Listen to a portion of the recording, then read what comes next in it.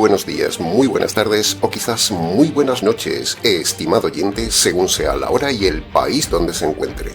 Les habla el pastor bautista Nikos Ricoy. Muy bienvenidos una vez más a nuestro habitual programa semanal Encuentros.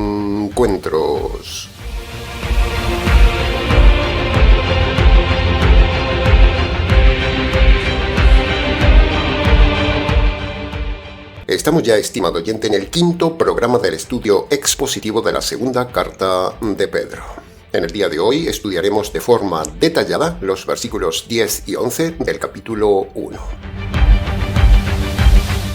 Desde el equipo de trabajo del Ministerio Tinajas nos ponemos nuevamente frente al micrófono, con la misma intensidad, con la misma precisión y con la misma alegría de colaborar con usted en esta obra que ya es un taller artesanal virtual entre usted y este canal. Hace 7 días subíamos el mensaje y sin dejar que se enfríe la mesa de trabajo, ya estamos otra semana más frente al micrófono en este taller del Ministerio Tinajas con un nuevo mensaje de la Palabra de Dios.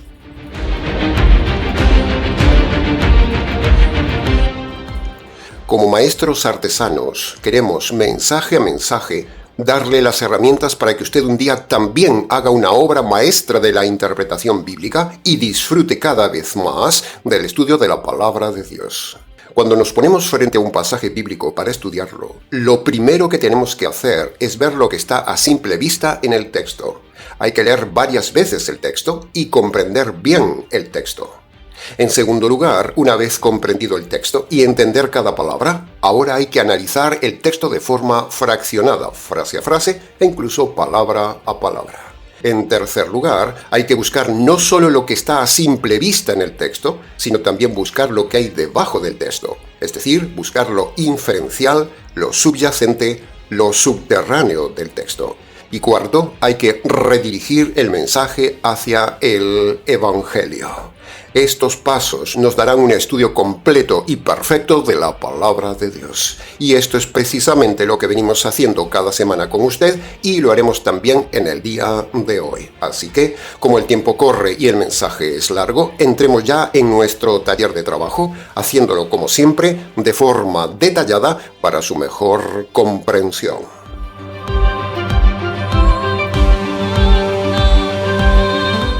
Entremos entonces en el análisis, comentario y enseñanzas del primer versículo de hoy, el versículo 10, que en versión latino y parafraseada dice así: Hermanos, esfuércense en mantener firme su vocación y elección, porque haciendo esto, no tropezarán nunca en la vida cristiana.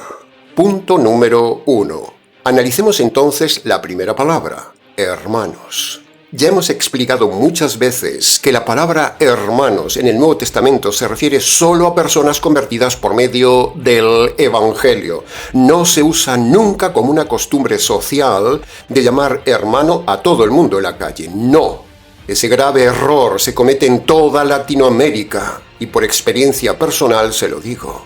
En Latinoamérica se tiene la pésima costumbre de llamar hermano a todo el mundo y eso es pecado. Porque usted, al llamarle hermano, está mintiéndole a la persona, porque le está haciendo creer que es lo que no es.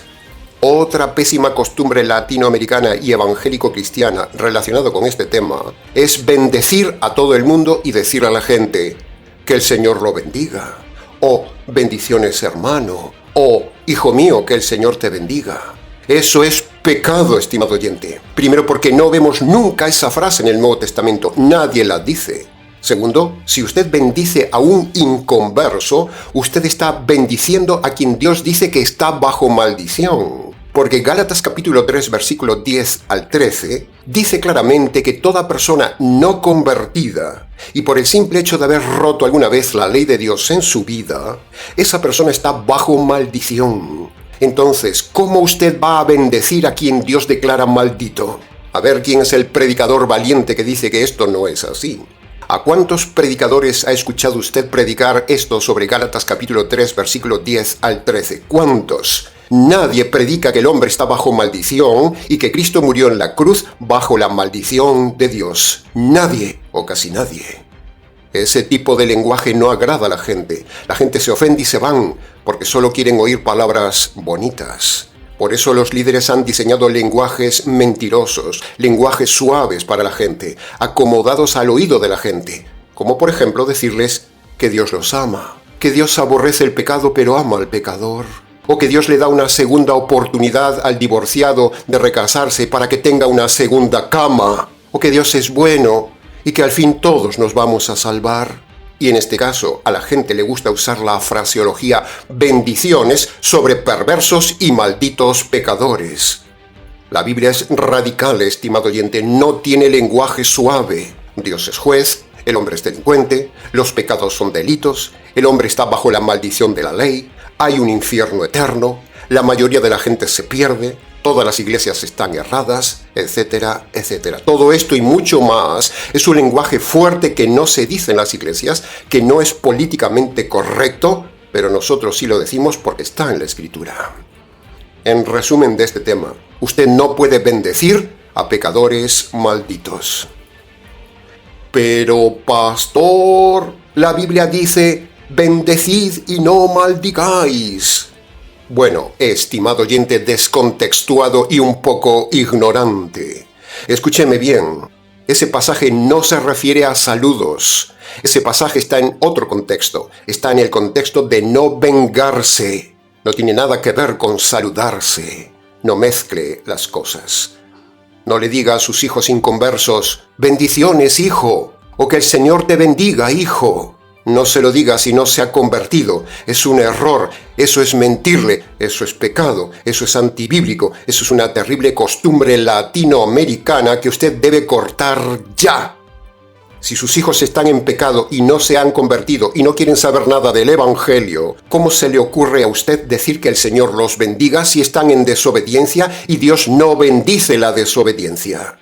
No le mienta a sus hijos, estimado oyente. A su hijo inconverso usted no puede bendecirlo, porque Dios solo le está teniendo paciencia antes de derramar sobre él la ira y la justicia divina. Si usted se llama cristiano, si usted dice que pertenece al ministerio Tinajas, y usted bendice lo que Dios ha declarado maldito, usted está en contra de Dios, y eso es rebelión. El tema es serio, estimado oyente. Por cierto, hablando de este tema, también le recordamos que no llame pastor a quien es un lobo. Si usted llama pastor o pastora a su pastor o pastora, o llama padre a su sacerdote, usted está pecando. Ni los pastores son pastores, ni los sacerdotes son padres. Todos son lobos vestidos de oveja.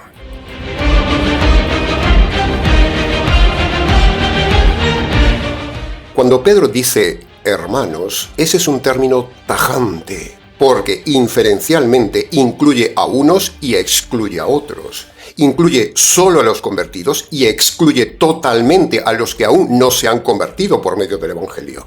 ¿Se había dado cuenta de este tema? Por cierto, ¿a qué grupo pertenece usted, estimado oyente?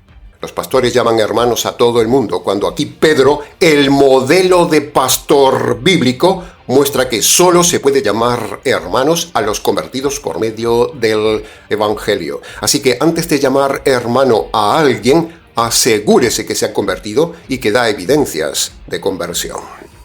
Otra cosa más a propósito del tema. Cada vez que un apóstol usa la palabra hermanos, está diciendo que no se pueden juntar cabras con ovejas. Lo de hermanos es solo ovejas con ovejas y a la vez con un buen pastor, no un lobo con cabras.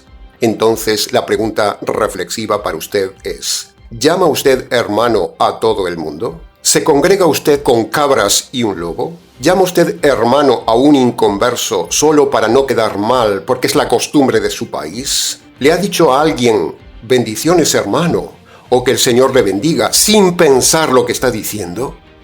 ¿Está usted dispuesto a abandonar esas falsas expresiones populares y religiosas, aunque lo critiquen? Piénselo. Para preguntas del tema, escríbanos.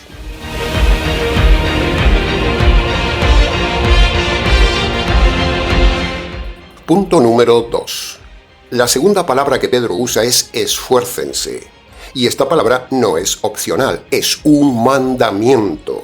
Por eso, antes de entrar a estudiar su significado, conviene recordar algo esencial para todo convertido que estudia la Escritura. Una clave de la lectura bíblica es que usted aprenda a identificar los mandamientos que Dios da en el texto bíblico. Se lo repito. Una clave importante de la lectura bíblica es que usted aprenda a identificar los mandamientos que Dios da en el texto bíblico. Y para eso es necesario que el creyente conozca gramática, conozca el modo imperativo de los verbos, porque es así como se descubren los mandamientos, sabiendo gramática.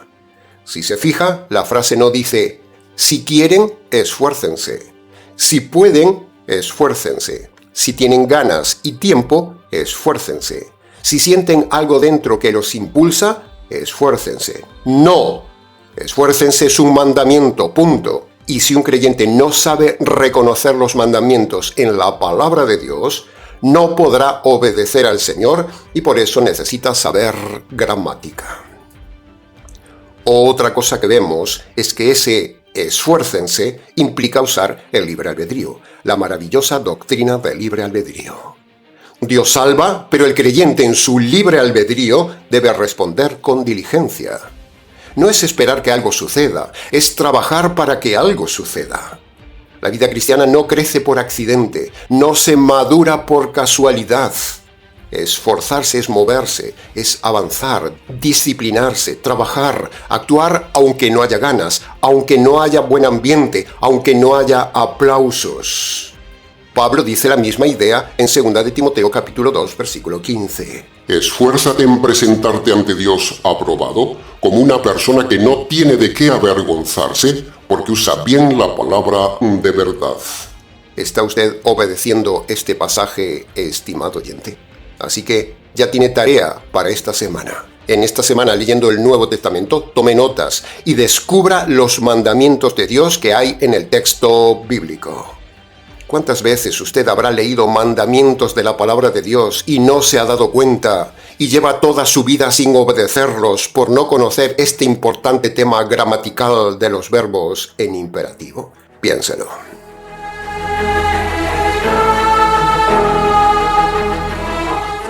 Hay mucho que hacer, estimado oyente. La mies es mucha, los obreros somos pocos, la mentira es mucha, los lobos son muchos, los medios son pocos. Y usted que se llama cristiano, usted que dice que pertenece al ministerio Tinajas, ¿aún encima se dará el lujo de no esforzarse en estudiar la Escritura? ¿No esforzarse en difundir el Evangelio y no esforzarse para crecer espiritualmente y así ser ejemplo y modelo para otros? ¿Se dará usted ese lujo? Recuerde que hay un juicio.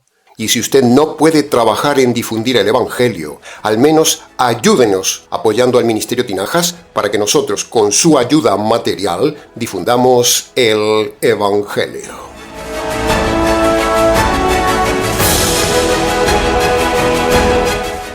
Punto número 3. Llegamos ahora a la tercera frase del versículo 10. Dice, vocación firme. La versión Reina Valera 60 usa el término vocación. En cambio, en otras versiones usan el término llamado. Pero estudiando el texto bíblico, nos parece que la mejor traducción es vocación. Vocación es una palabra muy especial, muy bonita, muy personal. Cuando hablamos de vocación, hablamos de aquello que fluye desde dentro, aquello que hacemos sin que nadie nos obligue, aquello que nos nace hacerlo. Aquello que nos identifica, que nos da sentido y nos gusta hacerlo. Vocación es aquello que fluye como el agua. Y eso es lo que hacemos nosotros, estimado oyente. Hacemos este trabajo con vocación, con deleite y con intensidad para usted. Ahora, al llegar aquí podemos hablar de dos vocaciones. La vocación personal con la que nacemos y la vocación espiritual que recibimos después de la conversión, que es la que nombra aquí Pedro. La vocación personal es ese talento natural que Dios puso en cada uno de nosotros desde el nacimiento y que nos sirve para trabajar y para vivir. Cada uno vive de su vocación, pero, como dijimos antes, hay otra vocación más alta, más profunda, más determinante y con repercusión eterna. La vocación espiritual, dice Pedro. Esta vocación, la espiritual, no nace con nosotros, nace en nosotros cuando uno se convierte por medio de la obediencia de Marcos capítulo 1, versículo 15.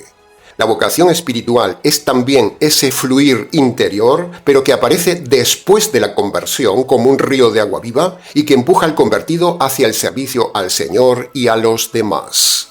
Para que haya vocación personal tiene que haber nacimiento físico. De la misma manera, con el nacimiento espiritual nace la vocación espiritual. Ahora, dicho esto, la pregunta es muy sencilla. ¿Se ve su vocación espiritual? Es decir, ¿ha nacido usted espiritualmente y por lo tanto se ve su vocación espiritual o usted está muerto, seco e inactivo? ¿Quiere ver usted si se ha convertido? ¿Quiere ver si ha nacido de nuevo? Muéstreme su vocación espiritual y veremos su nacimiento espiritual. Y lo hermoso de todo este tema, estimado oyente, y de esta doble vocación, la personal y la espiritual, es cuando ambas convergen para servir al Señor y a los hombres. Esa es la meta que usted debe tener con su vocación y con los talentos que Dios le dio, ambos al servicio del Señor y de los hombres. Cuando la vocación personal se pone al servicio de la vocación espiritual, el creyente encuentra su propósito en el mundo y así la vida tiene sentido y se convierte en misión y en disfrute, como en este caso nuestro. Y cuando Pedro dice vocación firme, eso es igual a decir madurez cristiana. ¿Está usted ejerciendo sus talentos y su vocación cristiana con madurez, sirviendo al Señor? ¿O usa su vocación profesional, personal y espiritual solo para sí mismo? ¿Está usted aplicando la vocación espiritual que Dios le dio después de la conversión, trabajando en su proyecto evangelístico? Eso es lo único importante en la vida, estimado oyente. Nuestra vocación personal y nuestra vocación espiritual al servicio del proyecto de Dios. Nuestra vocación pastoral, usted ya la puede ver cada semana en este canal, trabajando vocacionalmente, no ocasionalmente, sino vocacionalmente en la obra del Señor, en la difusión del Evangelio. Trabaje con nosotros, estimado oyente, únase a nuestro proyecto.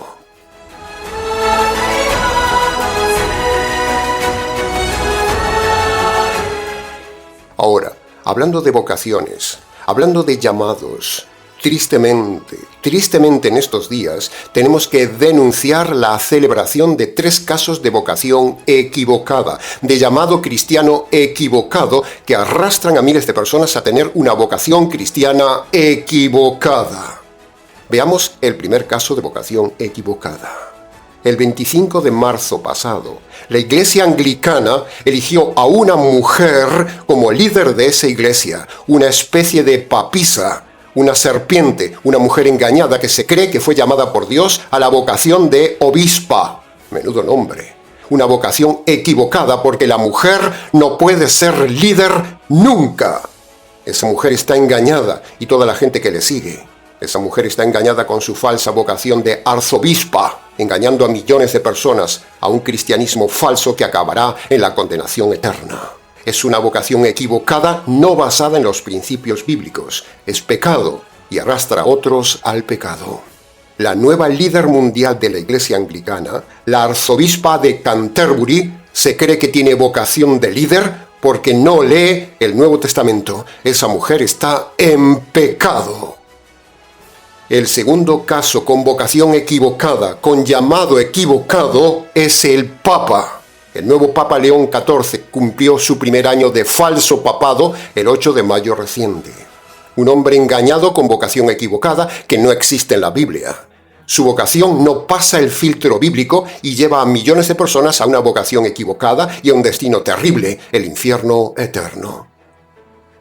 El tercer caso de vocación equivocada es el que este pasado 13 de mayo festejó la Iglesia Católica, el aniversario de 3 personas engañadas por el diablo en la famosa aparición de la Virgen de Fátima. 3 personas con vocación errada y un llamado falso que ha engañado a millones de personas en el mundo entero. Estos 3 incautos que un día creyeron ver a la Virgen, lo que vieron es el diablo disfrazado de Virgen de Luz. Y desde entonces toda la Iglesia Católica, incluido el Papa, se inclinan ante la estatua de María para venerarla, pero eso es pecado, es idolatría. Es el resultado de una vocación errada, no basada en los principios bíblicos de vocación cristiana. La vocación de estos 3 engañados es engañar a la gente. Qué triste vocación, estimado oyente, engañar a la gente. Nuestro llamado al ministerio, nuestra vocación pastoral está basada en los principios bíblicos. Primero, el evangelio jurídico y segundo, la sana doctrina. Esos son los pilares de nuestra vocación cristiana. Fuera de todo esto, no hay verdadera vocación cristiana. ¿Se da cuenta de la importancia de este tema, de una correcta vocación basada en los principios bíblicos? Pedro tuvo una correcta vocación, compartió un correcto evangelio que produjo una correcta vocación cristiana en otros. Filtre su vocación cristiana, estimado oyente, es muy importante, no sea cosa que usted tenga una vocación religiosa y no bíblica.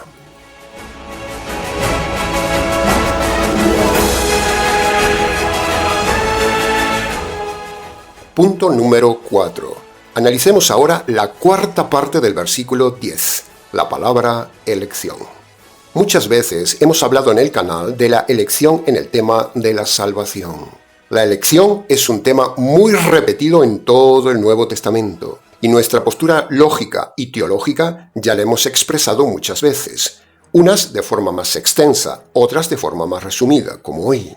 Pero en cualquier caso somos defensores de la teología del libre albedrío en la elección de la salvación por parte del hombre. Dios no salva al hombre, estimado oyente, aunque le parezca raro esto. Dios no salva al hombre, Dios diseña la salvación, pero es el hombre el que elige la salvación en su libre albedrío. Esa es una máxima teológica ex cátedra en el ministerio Tinajas. Ningún calvinista retorcido puede derribarla. Dios en su soberanía diseñó la salvación y luego en su soberanía manda al hombre que reciba la salvación. Si el hombre en su soberanía no elige la salvación, Dios en su soberanía le anuncia la condenación. Si Dios eligiera a unos pocos para salvarse, primero, Dios sería un Dios injusto. Y segundo, eso contradiría toda la Biblia que está salpicada del puro libre albedrío en todas sus páginas. La caída del hombre en Génesis no le hizo perder el libre albedrío, como dicen los herejes calvinistas.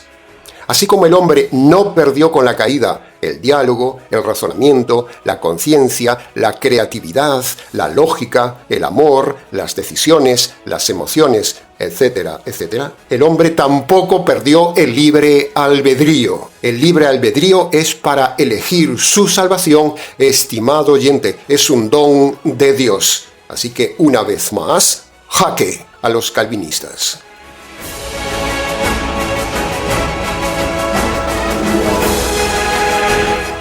Ahora, hablando de este tema de elegir, nos parece muy oportuno enseñar este paréntesis siguiente. Tal como decíamos antes, Dios le dio al hombre el maravilloso libre albedrío. Por eso, esa idea de que Dios elige la pareja es falso. Dios nunca elige la pareja de nadie. La pareja la elige cada uno en su libre albedrío. Si Dios eligiera las parejas, Dios sería el responsable de todos los fracasos matrimoniales en el mundo cristiano y eso sería una blasfemia.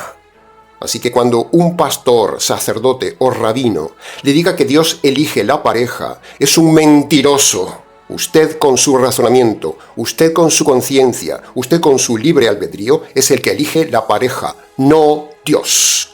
Si usted eligió mal su pareja en el noviazgo, eso fue culpa suya por necio, por no usar los 3 elementos innatos que Dios le dio a todo hombre: la razón, la conciencia y el libre albedrío. Para preguntas del tema, escríbanos.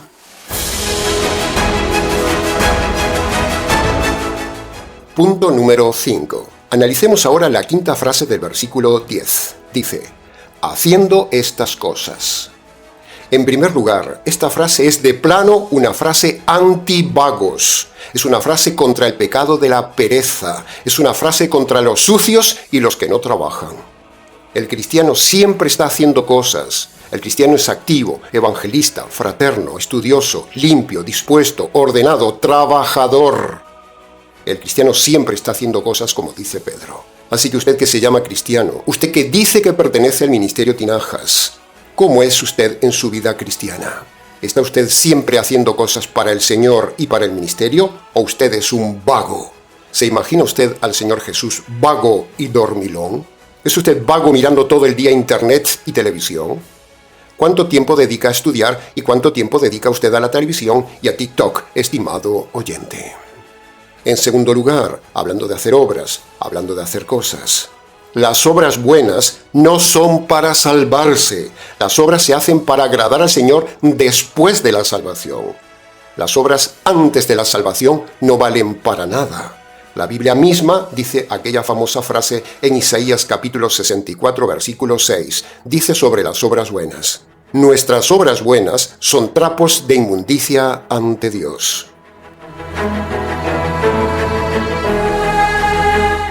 La doctrina católico-romana de la salvación por hacer obras buenas y la doctrina adventista de que para salvarse usted tiene que cumplir los mandamientos, ambas son falsas.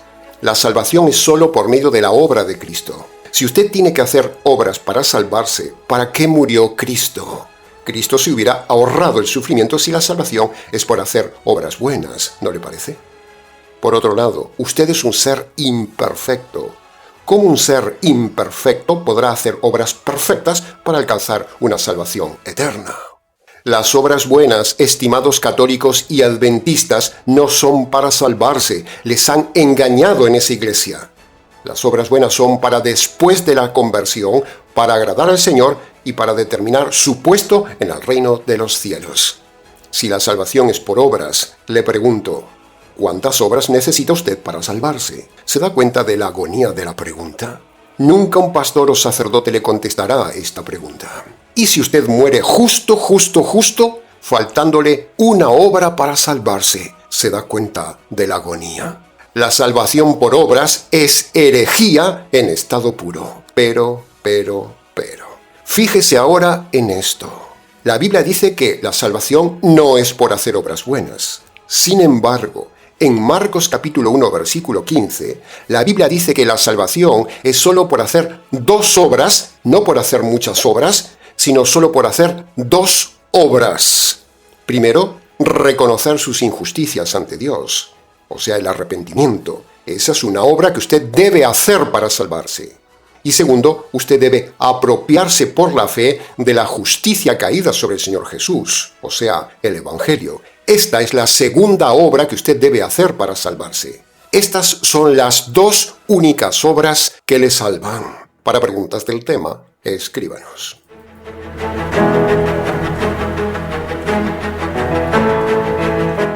Y punto número 6. Analicemos ahora la última frase del versículo 10. Dice, no tropezarán nunca. ¿Qué significa esta frase tan corta, especial y tan radical? Esta frase es la frase más polémica del estudio de hoy. Aunque Pedro no da ninguna explicación de la frase, porque ya estamos acostumbrados a cómo es Pedro es pobre, sin embargo nosotros como maestros artesanos trataremos de ayudarle a entender este tipo de frases tan importantes. Lo primero que nos preguntamos es, ¿eso de no tropezar nunca es una exageración de Pedro? ¿Es una hipérbole gramatical? ¿O es una realidad posible y teológica? ¿Qué es? ¿Se puede vivir la vida cristiana sin caer? ¿Es posible después de la conversión, con los recursos que Dios nos da, poder vivir sin caer en pecado? ¿Es una ilusión o es una realidad? Bueno, no tenemos mucho tiempo hoy, pero de forma sencilla, concreta y objetiva le digo que Pedro dice aquí que sí es posible vivir la vida sin pecar. Se puede vivir la vida cristiana sin caer, sin tropezar, solo si usted se ha convertido por medio del verdadero evangelio y si usted utiliza los recursos que hemos dado en el estudio del versículo 3 el otro día. Y así podrá vivir usted una vida cristiana más que vencedor.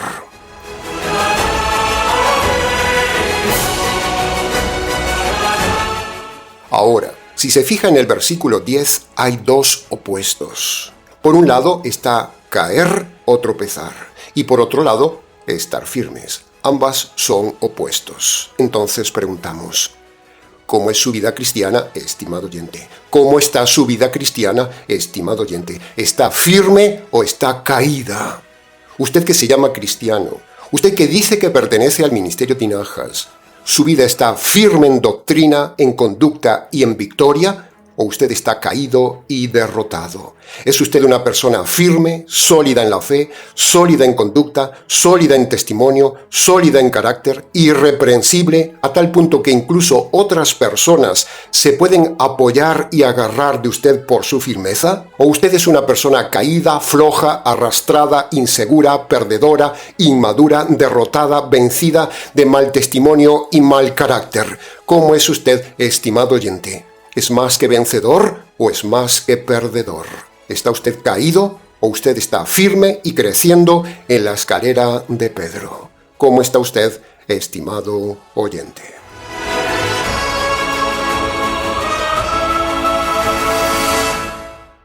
Bien, entremos ahora en el análisis, comentario y enseñanzas del segundo versículo de hoy, el versículo 11, que dice: De esta manera les será otorgada amplia y generosa entrada en el reino eterno de nuestro Señor y Salvador Jesucristo. ¡Qué pasaje, estimado oyente! ¡Qué pasaje! Estos pasajes siempre nos entusiasman. Imagínese, estimado oyente cristiano, el instante en que sus pies crucen el umbral del reino eterno. Imagínese ese momento. Ese espectáculo, ese recibimiento de aquellos seres celestiales viéndonos entrar por esos portales de esplendor por haber tomado, honrado y difundido la justicia del amado. La justicia del Señor Jesús es el pasaporte que nos da entrada a ese reino maravilloso eterno. Un reino inmenso, un reino real, sólido, material, visual, palpable, luminoso, donde cada átomo emana gloria y luz. Y cada ser de ese reino canta la presencia del Rey y anuncia la entrada de estos reyes. Un mundo donde no existe el cansancio, donde no existe el miedo, donde no existe la muerte, donde no hay traumas, donde no existe la injusticia, donde no hay hambre, ni necesidad, ni médicos, ni políticos, ni pastores, ni papas, ni nada corrupto. Un mundo donde la luz no viene del sol, sino del rostro del amado. Un mundo donde el tiempo no pasa, donde la felicidad no se agota, donde la vida no se pierde. Ese es el reino material, real, al que Pedro aquí nos dice que entraremos con las puertas abiertas. No entraremos por la puerta de atrás, no entrará nadie que se cuele, nadie llegará tarde, sino que será una entrada esplendorosa, amplia, gloriosa, triunfal y generosa, como dice Pedro, por medio del Evangelio.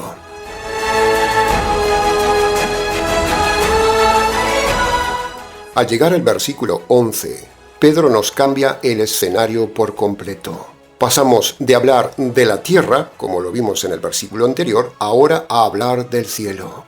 Del esfuerzo al descanso, de la lucha diaria al descanso eterno. De la realidad en la tierra del versículo 10 a la realidad celestial del versículo 11. ¿Puede ver el contraste, estimado oyente? Este versículo es uno de los 4 pasajes gloriosos de la carta de Pedro que anima al alma. El primer pasaje está en capítulo 1, versículo 3, donde Pedro dice gloria y excelencia. Eso ya lo vimos en mensajes anteriores. El segundo pasaje dice aquí amplia y generosa entrada al reino. El tercer pasaje dice magnífica gloria, en el capítulo 1, versículo 17. Y el cuarto pasaje dice cielos nuevos y tierra nueva, en capítulo 3, versículo 13. ¿No le parece maravilloso? El tosco Pedro, el hombre pobre en teología, sin embargo, 4 veces nos hace tocar el cielo. 4 veces nos dice esta misma idea animadora y nos deleitamos en estos pasajes esperanzadores futuros que nos motivan a vivir lo que queda de esta triste vida en la tierra. Todos estos pasajes juntos nos gritan que hay otro mundo. Bendita esperanza que vemos en esta palabra. Hay otro mundo, estimado oyente.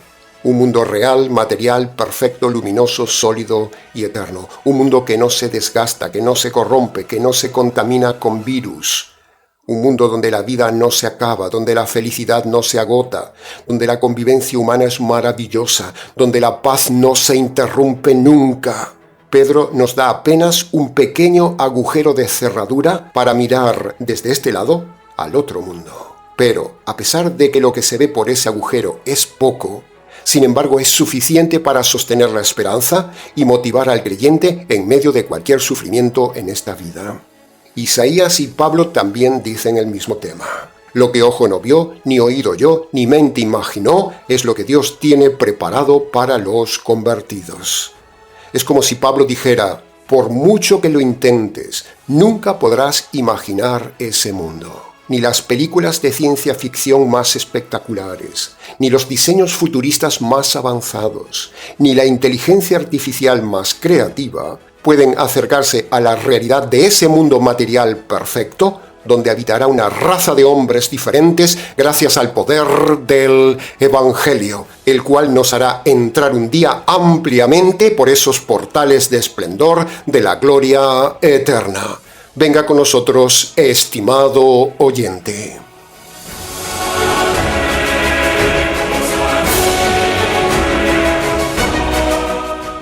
Pero también hay otro mundo, hay un inframundo, hay un terrible lugar del que nadie quiere predicar y que sin embargo la Biblia habla, del que nadie quiere escuchar.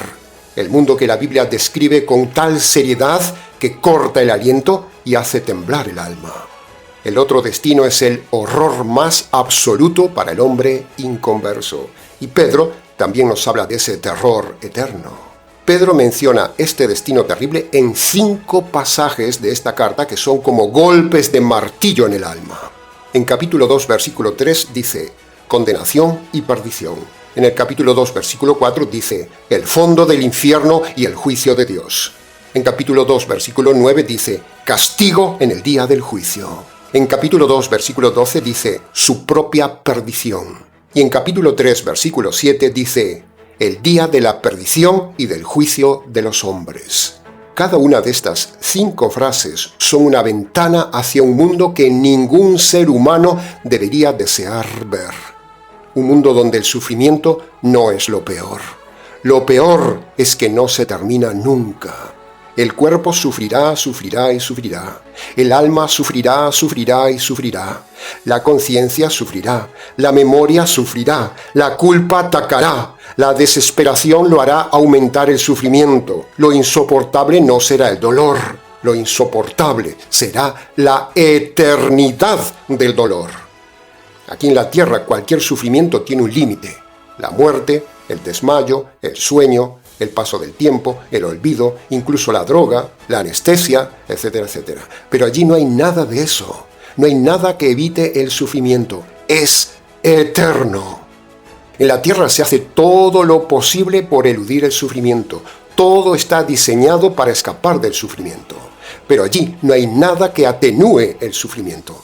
Es angustia consciente, constante y creciente. C más C más C. Ese es el mundo del que Cristo vino a salvarnos, estimado oyente, por medio de la justicia de la cruz. El mundo al que nadie debería ir, pero al que muchos van a ir por rechazar y despreciar el Evangelio.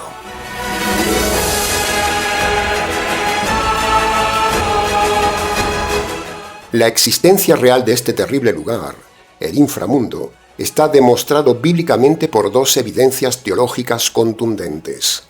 La primera evidencia teológica es la venida del propio Hijo de Dios. Si no fuera tan terrible ese lugar, si no existiera el infierno, si fuera solo un lugar temporal, Cristo no hubiera venido, hubiera enviado a un ángel. La segunda evidencia teológica de lo terrible que debe ser ese inframundo es la paciencia de Dios sobre los hombres.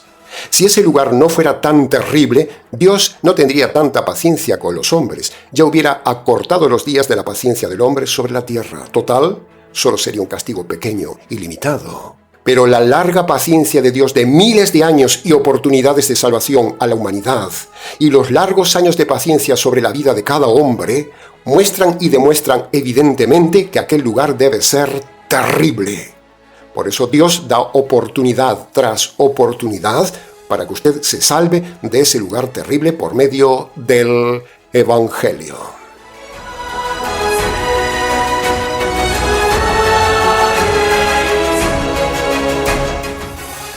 Ahora, luego de todo lo dicho, llegamos al punto que nos faltaba. La Biblia dice que solo hay 2 lugares.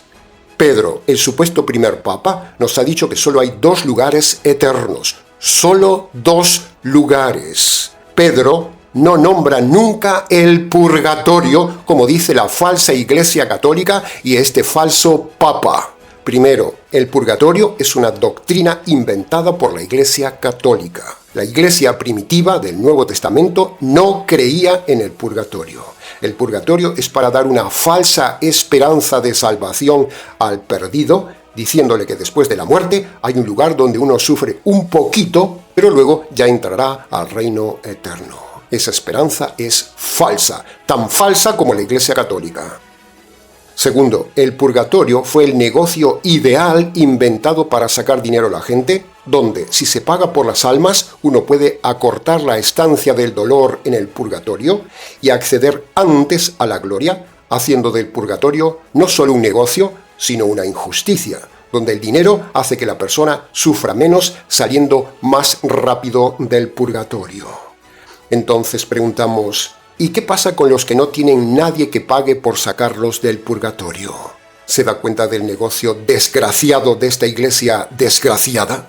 Tercero, Pedro, el supuesto primer papa, nunca nombró la doctrina del purgatorio en sus cartas ni en sus predicaciones en el libro de los Hechos. Ni tampoco vemos nunca esa doctrina en todo el Nuevo Testamento ni en ninguno de los apóstoles. Por lo tanto, ¡jaque a la Iglesia Católica!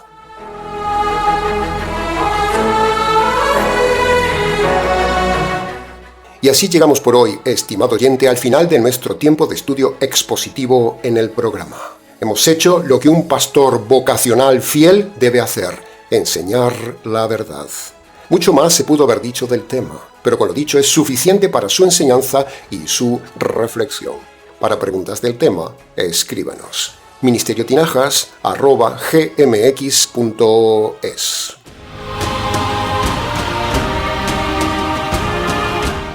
Les ha compartido este mensaje quien les habla, el pastor y expositor bíblico Nikos Ricoy, emitiendo desde la ciudad de Valencia, España.